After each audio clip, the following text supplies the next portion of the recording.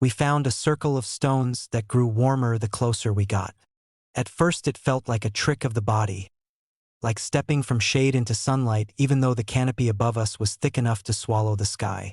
The forest had been cold all morning, the kind of damp cold that crept under your clothes and stayed there. But as we walked through the ferns and black soil toward the stones, a slow warmth began pressing outward against our skin. Not heat from the air, heat from the ground. Lena noticed it first. She lifted a hand as if feeling for rain. "Do you feel that?" I did. The warmth wasn't steady. It pulsed faintly, like the forest was breathing underneath us. We were deep enough that the trail had long since disappeared. The trees here were older than anything we'd passed that day, huge trunks twisting upward into a canopy so dense the light fell through in warped columns. Moss hung like damp cloth. Even our footsteps sounded strange, swallowed before they had time to echo. But the stones stood in a clearing that shouldn't have existed. The trees stopped abruptly around it, their roots bulging from the soil as if they'd grown outward to avoid the place.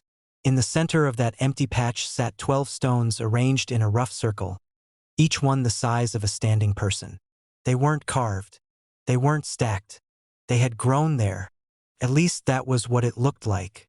Their surfaces were smooth in some places, knotted and bubbled in others, like cooled lava or bone worn by centuries of touch. Dark veins ran through them, branching under the surface like capillaries. And they were warm. The closer we stepped, the stronger the heat became. "Maybe geothermal," Marcus said. His voice came back strangely. Not an echo exactly, more like the forest repeating him a half-second too late. "Maybe geothermal." But the second voice was softer, almost thoughtful. Marcus turned. "You hear that?" None of us answered immediately. The forest had gone quiet. Not normal quiet. Not the soft quiet of birds pausing or wind dying down. This was deeper, as if sound itself had been pressed flat. Even the insects were gone. Only the warmth remained. We crossed the clearing slowly. Each step closer made the heat rise another degree until it felt like standing near a fire that wasn't visible. The stones themselves seemed to sweat faintly. Thin lines of moisture ran down their sides, soaking into the soil. Lena reached one first. "Don't," I started, but she had already touched it. Her hand jerked back in surprise. "It's not hot," she said. "What?" "It's warm, like skin." The word hung there. Skin. This time the forest repeated it more clearly. Skin. Marcus stepped closer to the circle. I noticed then that the light inside it was wrong. The canopy above the clearing hadn't opened much, but the light inside the stones was brighter than it should have been. Not brighter exactly, denser. Like the air itself held it. Shadows stretched strangely across the ground. The trees leaning around the clearing looked taller than they had before. Or closer. "Look at the trunks," Lena said quietly. The trees were bending. Not much, just enough to notice. Their upper branches leaned toward the stones like people tilting their heads to listen. Marcus circled halfway around the ring. "Okay," he said slowly. "This place is weird." His footsteps sounded loud on the soil. Too loud. Then they echoed. But the echo didn't match his rhythm. Marcus stepped once. The forest answered twice. He froze. Behind us, somewhere among the leaning trunks, something moved. Not a branch snapping. Not an animal. A shifting sound, like soil being pressed slowly downward. We turned. Nothing. The forest stood motionless. But the warmth from the stones had increased again. I realized then that it wasn't just radiating outward. It was reacting. The closer we gathered, the stronger it became. "Back up," I said. But Marcus had crouched near one of the stones. "There's something inside it," he said. I stepped closer despite myself. He pointed to the dark veins running beneath the surface. Up close they weren't veins at all. They were hollow channels, faintly translucent. Something moved through them. Slow. Liquid. The warmth pulsed again. The channels brightened briefly as if something deep inside the stones had shifted. Then the echo returned. Not our voices this time. Breathing. 3 breaths. Then 4. We all looked at each other. "There are only 3 of us," Lena whispered. The forest repeated it. 3 of us. But when the words came back, there was a pause afterward. And another breath. I stepped backward instinctively. The stones responded. Their warmth surged, stronger than before, pressing against us like a physical weight. Marcus stood abruptly. "Okay, that's not normal." The light inside the circle flickered. For a moment I thought clouds had passed overhead. But when I looked up, the canopy was unchanged. The shadows were the things that had moved. They had lengthened. The shadows of the stones stretched inward across the clearing, overlapping in the center like spokes of a wheel.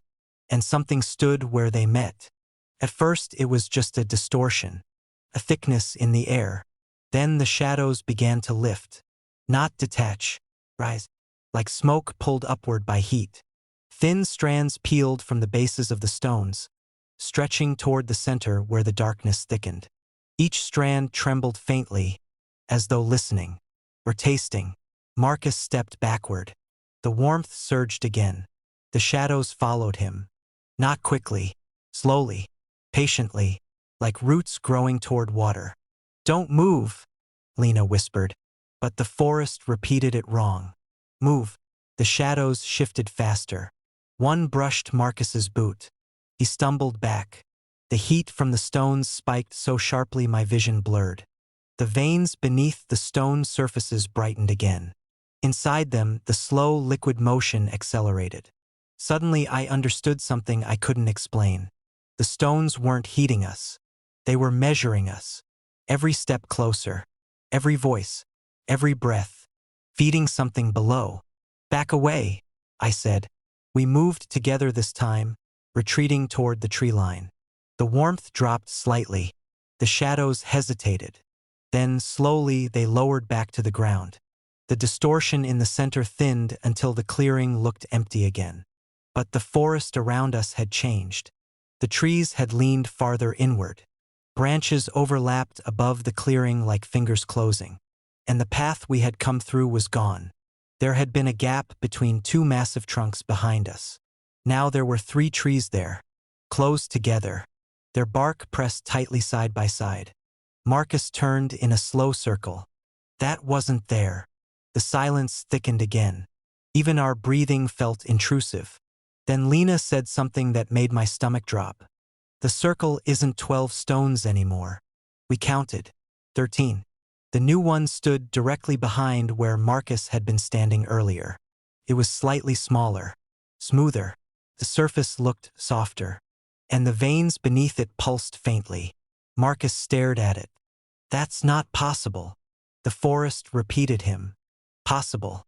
But this time the echo came from the stones themselves. The warmth rose again, not toward us, toward the new stone. Inside its surface, the dark channels brightened as something began to flow through them.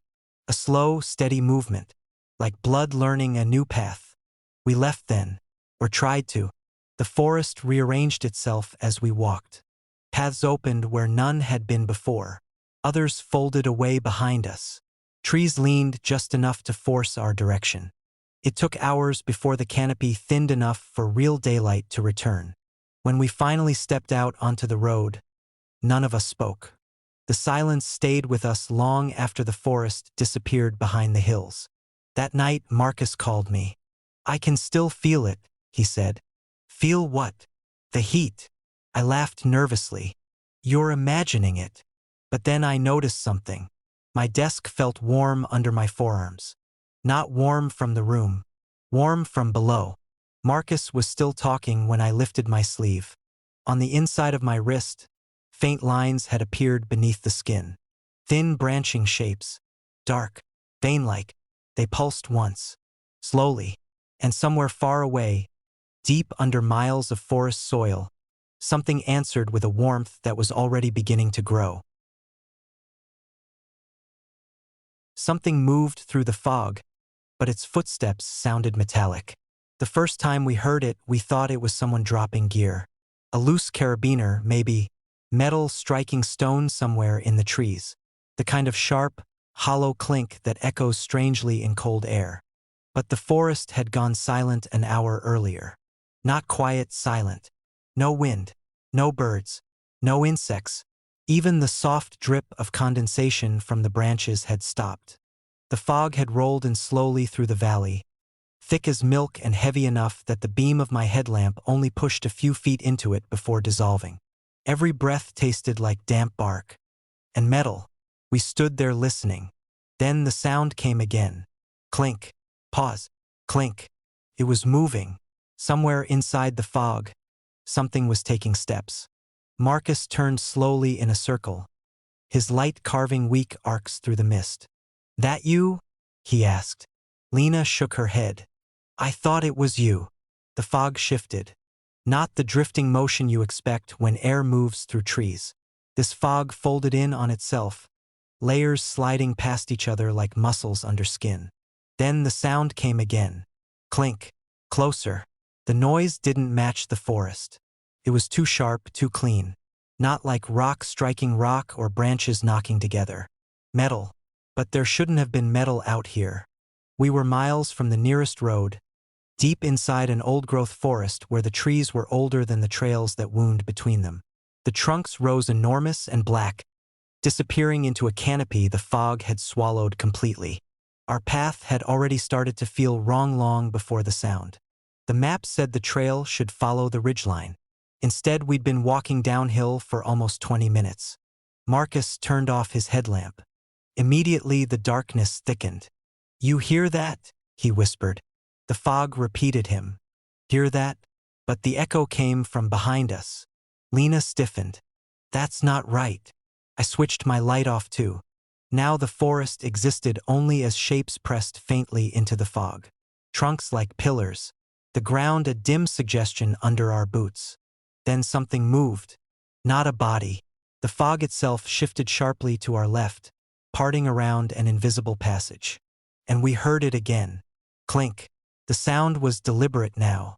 Footsteps. Slow. Measured. Each step separated by the same hollow metallic strike. Clink. Clink. Marcus whispered. "Is there some kind of old mine up here?" The fog thickened immediately. I could see it gathering around his face as he spoke, swirling inward like breath drawn through a mask. Then the forest answered him. Not with words. With another set of footsteps. 2 steps now. The first metallic. The second wrong. A duller imitation. Like someone had tried to recreate the sound using wood. Marcus didn't notice. But Lena did. "You hear that?" she said. He nodded. "No." The second one. We listened. The fog shifted again, parting through the trees. Something was walking parallel to us now, keeping distance. The metallic step came first. Then the second step followed slightly behind. Not perfectly timed. Learning. Clink. Talk. Clink. Talk. Marcus turned his head slowly. Something's copying it. The fog moved closer. It pressed between the trees and drifted across the ground until our boots were half swallowed in it. When I shifted my weight, the mist recoiled slightly, as if it had felt me. Then the metallic steps stopped. Silence filled the forest again. But the fog kept moving. It slid across the ground in a slow spiral around us. And inside it something formed. Not a body, a shape made of absence. The mist bent around it like water flowing around submerged stone. It was roughly human-sized, but the proportions shifted constantly, stretching taller then collapsing inward as if it couldn't hold the idea of a body for long.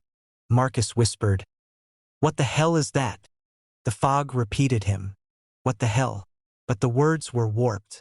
Fragments of the sentence broke apart and drifted through the mist like loose leaves. Then the metallic sound came again. Right beside us. Clink. The fog shape took a step.